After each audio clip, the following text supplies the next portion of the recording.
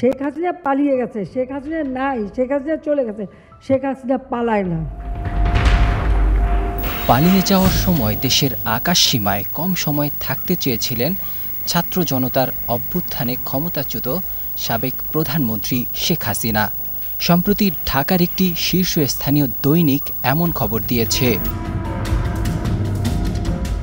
প্রতিবেদনে বলা হয়, এভিয়েশন বিশেষজ্ঞরা বলছেন সম্ভবত উড়োজাহাজটি সরাসরি দিল্লি না গিয়ে প্রথমে কলকাতার দিকে যাত্রা করার কারণ হচ্ছে এটি বাংলাদেশের আকাশ সীমায় যতটা সম্ভব কম সময় থাকতে চেয়েছিল।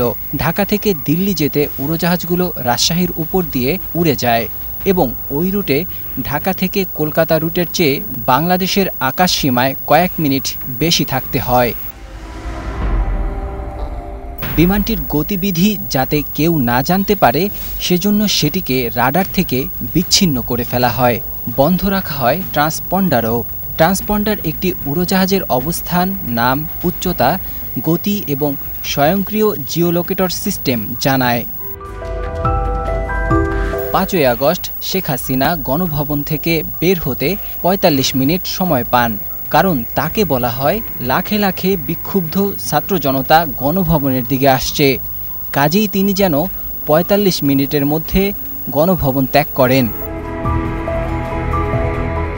এর আগে আন্দোলনে প্রায় ১,০০০ মানুষ নিহত হয় এবং ৪০০ মানুষ পুলিশের গুলিতে অন্ধ হয়ে যায়। এরপরও শেখ হাসিনা আন্দোলনকারীদের বিরুদ্ধে আইনশৃঙ্খলা বাহিনীকে আরও কঠোর হতে নির্দেশ দিয়ে যাচ্ছিলেন।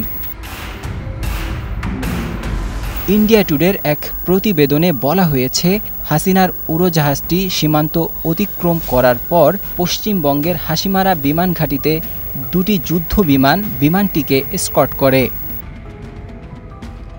ভারতীয় কর্তৃপক্ষ সীমান্ত থেকে ১০ কিলোমিটার দূরে থাকতেই ফ্লাইটটির ওপর নজরদারি শুরু করে।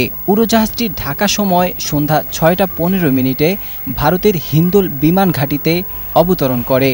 এরপর হাসিনাকে উত্তরাখণ্ড প্রদেশের নয়ডায় ভারত সরকারের দেওয়া একটি নিরাপদ বাড়িতে নিয়ে যাওয়া হয়। হাসিনার সাথে যাওয়া এসএসএফ সদস্যরা এর একদিন পরে বাংলাদেশে ফিরে আসেন। নাজমুল হক রাইয়ান, ২১শে টেলিভিশন।